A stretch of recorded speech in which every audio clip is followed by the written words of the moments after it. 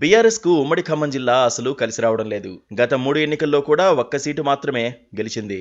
2014, 2018 ఎన్నికల్లో ఒక్క సీటు గెలిచినా రాష్ట్రంలో అధికారంలోకి వచ్చిన బీఆర్ఎస్ ఈసారి కూడా అదే సెంటిమెంట్ లో భాగంగా ఒక్క సీటు గెలుచుకుంది.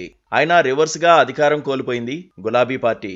ఉమ్మడి ఖమ్మం జిల్లాలో బీఆర్ఎస్ లో ప్రక్షాళన అవసరమని సొంత పార్టీ నేతల నుంచే వాదనలు వినిపిస్తున్నాయి.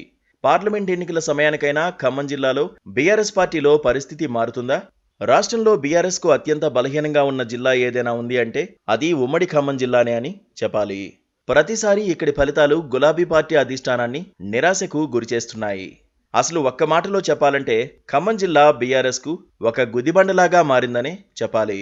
బీఆర్ఎస్ నుంచి కాంగ్రెస్ లో చేరిన పొంగులేటి శ్రీనివాసరెడ్డి లాంటి నేతలు ఉమ్మడి ఖమ్మం జిల్లాలో పూర్తిగా క్లీన్ స్వీప్ చేస్తామని శపథం చేసి మరి 10 స్థానాల్లో 9 గెలిపించడం బీఆర్ఎస్ పార్టీకి అసలు మింగుడు పడ్డం లేదు.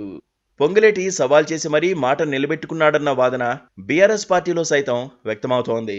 ఇలాంటి పరిస్థితి ఉందంటేనే ఖమ్మంలో బీఆర్ఎస్ పార్టీ పరిస్థితి ఏ విధంగా ఉందో అర్థమవుతుంది. గత 3 ఎన్నికల్లో ఉమ్మడి ఖమ్మం జిల్లాలో బీఆర్ఎస్ ఒకే స్థానానికి పరిమితమవుతూ వస్తోంది. ఏమాత్రం మార్పు రావడం లేదు. 2014 ఎన్నికల్లో ఉమ్మడి జిల్లాలో కొత్తగూడెం అసెంబ్లీ స్థానం నుంచి మాజీ ఎమ్మెల్యే జలగం వెంకట్రావు గెలుపొందగా 2018 ఎన్నికల్లో సైతం అవే ఫలితాలు రిపీట్ అయ్యాయి. ఖమ్మం అసెంబ్లీ నుంచి పువ్వాడ అజయ్ కుమార్ ఒక్కరే గెలిచారు.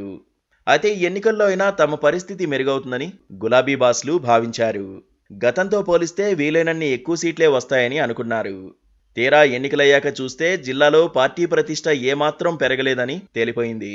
కేసీఆర్ పాలన పట్ల వ్యతిరేకత లేకపోయినా స్థానిక జిల్లా నేతల మధ్య సయోధ్య లేకపోవడం, ప్రభుత్వం చేసిన అభివృద్ధిని స్థానిక నేతలు ప్రజల్లోకి తీసుకెళ్లకపోవడం విజయావకాశాలపై ప్రభావం చూపాయని భావిస్తున్నారు. లోక్సభ ఎన్నికలకైనా ఈ పరిస్థితిని అధిగమించడానికి పార్టీ అగ్రనేతలు నడుంబిగిస్తున్నారు. ఈ ఎన్నికల్లో భద్రాచలం నుంచి తెల్లం వెంకట్రావు ఒక్కరే గెలుపొందారు.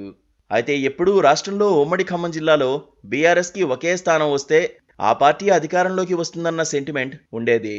దానిలో భాగంగానే 2014, 2018లో ఒకే స్థానం గెలిచినా రాష్ట్రంలో బీఆర్ఎస్ ప్రభుత్వమే వచ్చింది. 2018లో అయితే భారీ మెజారిటీతో అఖండ విజయం సాధించింది. ఈసారి కూడా పాత ఆనవాయితీ ప్రకారం జిల్లాలో ఒక్కటంటే ఒక్క స్థానమే గెలిచింది.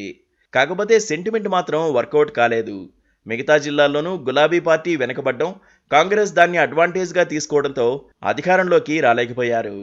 ఖమ్మం జిల్లాలో పార్టీకి వైభవం తీసుకురావాలంటే ముందస్తుగా పార్టీలో సమూల ప్రక్షాళన అవసరమని పార్టీ నాయకత్వం భావిస్తోంది. జిల్లాలో మొదటి నుంచి కాంగ్రెస్ బలంగానే ఉంది. దాన్ని బ్రేక్ చేస్తేనే లోక్సభ ఎన్నికల్లో గులాబీ పార్టీ సత్తా చాటే అవకాశం ఉంటుంది. ప్రస్తుతం కేటీఆర్, హరీష్ రావులు దానిపై దృష్టి సారిస్తున్నారు. తుంటి ఎముక గాయానికి చికిత్స చేయించుకుని విశ్రాంతిలో ఉన్న కేసీఆర్ వచ్చే నెలకల్లా పర్యటనలకు సిద్ధమయ్యే అవకాశాలు ఉన్నాయి. కేసీఆర్ ఒక్కసారి జిల్లాలో పర్యటిస్తే ప్రజల మూడ్ గులాబీ వైపు మొగ్గు చూపడం ఖాయమని భావిస్తున్నారు. కేసీఆర్ రాక కోసం స్థానిక పార్టీ శ్రేణులు కూడా ఎదురు చూస్తున్నాయి.